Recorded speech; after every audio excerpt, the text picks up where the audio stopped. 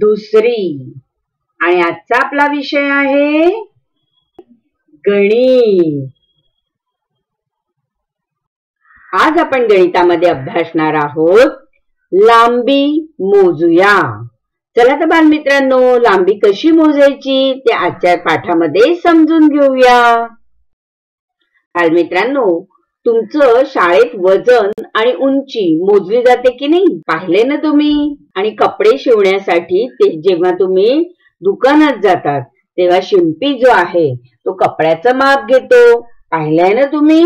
बालमित्रांनो, मग आज आपण याचप्रमाणे लांबी कशी मोजायची ते समजून घेणार आहोत. पहा बरं, तुमच्या घरात जर तुम्हाला एखादी वस्तू हवी असेल तर तुम्ही लांबी कशी मोजणार? आता यशला सुद्धा तुम्ही सांगा बरं. यशला त्याच्या घरामध्ये त्याच्यासाठी एक टेबल हवं आहे. मग भिंत आणि कपाट याच्यामध्ये जी जागा आहे तिकडे तो काय करणार आहे, ते टेबल ठेवणार आहे. मग ते टेबल किती लांबीचं हवं यासाठी यशने काय केलं, काठीच्या साहाय्याने मधली जागा मोजली. बघा, यशने काय केलं, 1 काठी, 2 काठी, 3 काठी आणि 4 काठी असे 4 काठ्या आणि थोडीशी जास्त इतकी जागा भरली. आता त्याला इकडे 4 काट्या इतकं टेबल मावेल असं टेबल घ्यायचं आहे. आणि म्हणून तो कुठे गेला, दुकानात गेला. यश फर्निचरच्या दुकानात आला. आता तिथे आल्यावर त्याला प्रश्न पडला, कोणतं टेबल घ्यायचं? कारण त्याने कशाने टेबल मोजलं होतं? काठीने टेबल मोजलं होतं. तिथे त्याने अनेक टेबल पाहिली.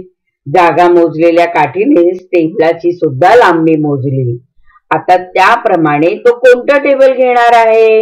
पहा बरं, त्याच्या जागेत बसणारं टेबल कोणतं असेल बरं? पहा, हे टेबल तर खूप लहान आहे. दुसरं बघूया, दुसरं कोणतं टेबल घेता येईल आपल्याला? हे टेबल बसेल का? हे पण त्याच्यापेक्षा मोठं आहे पण त्या जागेच्या तुलनेने लहान आहे. आणखीन कोणतं टेबल घेता येईल बरं? हे टेबल जरा बरोबर बसतं आहे. पण आणखीन एक टेबल आहे, हे चालेल का? ते पाहूया. अरे बापरे, हे तर खूप मोठं आहे, हे बसतच नाही. आता प्रश्न आहे, कोणतं टेबल निवडायचं? तुम्ही यशला मदत कराल का?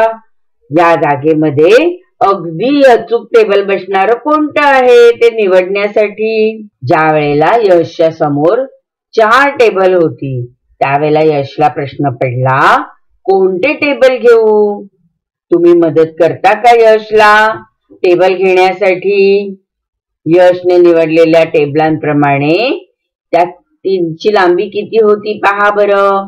छोटं टेबल 2 काठ्याने एवढं, त्यापेक्षा थोडं मोठं टेबल होतं ते 3 काठ्याने एवढं, आणि त्याही पेक्षा मोठं टेबल होतं ते 4 काठ्याने एवढं, आणि खूप मोठं टेबल होतं ते 5 काठ्याने एवढं होतं. मोठं टेबल तर यशला हवं आहे, पण यातलं कोणतं टेबल तो निवडणार आहे? यशने 5 काठ्या लांबीचे टेबल का निवडले नसेल बरं? अगदी बरोबर, त्याचं कपाट आणि भिंत यामध्ये 4 काठ्याने एवढी जागा होती आणि थोडी जास्त होती, हो की नाही? पण 5 काठ्याने एवढी जागा नव्हती, आणि मग त्या ठिकाणी 5 काठ्यांचं टेबल बसणार नाही. म्हणून यशने 5 काठ्यांचं टेबल निवडले नाही. मग आता त्याच्याकडे 3 चॉईस आहेत बघा, 2 काठ्या, 3 काठ्या आणि 4 काठ्यांचं टेबल तो निवडू शकतो, हो की नाही? आणि त्यातल्या त्यात तो मोठं टेबल हवं आहे म्हणून 4 काठ्यांचं टेबल निवडेल. बालमित्रांनो, हे आहे तुमच्या वर्गातील टेबल. या टेबलाची आपण आता लांबी मोजूया. आता या टेबलाची लांबी मी जेव्हा मोजली त्यावेळेला ती किती आली हे आपण पाहूया. 1 वीत, 2 वीत, 3 वीत, 4, 5, 6, 7, 8. किती वीत झाले माझ्या हाताचे पंजे? 8 वीत झाली. ही जी लांबी आहे ही 8 वीत लांबी भरली आहे. आता याच टेबलाची लांबी यशने मोजायला घेतली. यश सुद्धा या टेबलची लांबी मोजू लागला. 1, 2, 3 4 5 6 7 8 9 10 11 12 13 14. आता यशने मोजलेली लांबी किती झाली? त्याच्या हाताप्रमाणे 14 वीत इतकी झाली. म्हणजे यशच्या हाताची लांबी 14 विती आहे आणि बाईंनी हे टेबल मोजलं तेव्हा ते 8 वितीची लांबी होती. मग या टेबलची अचूक लांबी किती आहे? टेबल तर तेच आहे, हो की नाही? मग अचूक लांबी मोजण्यासाठी आपण काय करायचं सांगा बरं? आता या टेबलाची लांबी मी आणि यशने दोघांनीही या दोऱ्याच्या साह्याने मोजली. दोऱ्याच्या साह्याने जेव्हा आम्ही लांबी मोजली तेव्हा दोघांचाही दोरा सारखाच भरला. म्हणजे दोऱ्याच्या साह्याने केलेले मापन अचूक आले. रमाला तिच्या वर्गखोलीच्या दरवाजावर आणि शाळेच्या गेटवर फुलांचे हार लावायचे आहेत.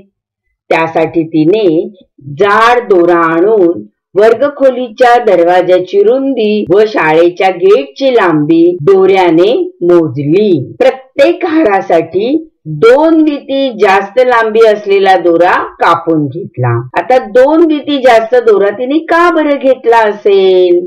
पहा, आता दरवाजाची लांबी किती आहे? आपण वितीचा माप घेऊया. 1 2 3 4 5 6 7 8 9 10. किती वीत आहे? 10 वितीची लांबी आहे. दोऱ्याने ती मोजली, पण त्यापुढे दोरा किती वीत जास्त घेतला? 2 वीत जास्त घेतला. म्हणजे 12 विती लांबीचा दोरा घेतला. मग हा बरं 2 विती लांबीचा दोरा जास्त का घेतला आहे तिने? आहे की नाही विचार करण्यासारखं? रमा आणि तिच्या मैत्रिणी फुलांचं तोरण बनवत आहे आणि आपल्याला तर माहितीच आहे की त्यांनी दरवाजाची लांबी जेवढी आहे त्यापेक्षा 2 वीत धागा जास्त कापून घेतला आहे. समजून घेऊया आपण, त्यांनी 2 वीत धागा जास्त का कापला असेल बरं? मग पहा बरं, हे जे तोरण आहे की नाही, हे तोरण तिला दरवाजाला लावायचं आहे आणि दरवाजाचं माप किती आहे? 10 वितीचं आहे. आपण आता मोजलं की नाही, दोरा कितीचा आहे? 10 विती लांबीचा आहे. आणि तिने दोरा किती? 2 विती जास्त लांबीचा दोरा घेतला. कशासाठी? तर बाजूला खिळा अडकवला आहे, ते तोरण अडकवायचं आहे ना, तर 1 वीत लांबीचा खिळा एका बाजूला, 1 वीत लांबीचा दोरा दुसऱ्या बाजूला अडकवण्यासाठी तिने 2 विती जास्त लांबीचा दोरा घेतला आहे, हो की नाही? शाळेच्या गेटला फुलांचा हार लावण्यासाठी रमाने गेटचं माप दोऱ्याच्या साह्याने घेतले. आता रमाने काय केले? फुलांचा हार बनवला. गेटचं माप ज्याप्रमाणे घेतलं होतं तेवढा फुलांचा हार बनवला आणि 2 विती म्हणजे जेवढं मापाचा दोरा तिने घेतला की नाही गेटसाठी त्यापेक्षा 2 विती जास्त दोरा तिने कापून घेतला. मग हा 2 विती जास्त लांबीचा दोरा तिने का बरं घेतला असेल सांगा बरं? तर गेटला जेव्हा फुलांचं तोरण लावायचं आहे तर ते दोरा अडकवण्यासाठी तिने 1 वीत दोन्ही बाजूला जास्त सोडला आणि यासाठी तिने 2 विती जास्त लांबीचा दोरा घेतला आहे. बालमित्रांनो, तुम्हाला जेव्हा अशी लांबी मोजायची असते त्यावेळेला तुम्ही हाताच्या साह्याने पण लांबी मोजू शकता. मग अचूक लांबी आपल्याला मोजायची असेल तर आपल्याला वीत हे माप समजलं आहे. हाताने आपण लांबी मोजू शकतो आणि आज आपण पाहिलं की दोऱ्याने पण आपल्याला लांबी अचूकपणे मोजता येते. फुलांचा हार बनवताना किंवा गेटवरचं तोरण बनवताना आपण दोऱ्याचं माप घेतले आहे. बालमित्रांनो, आता तुम्ही लांबी मोजणार आहात.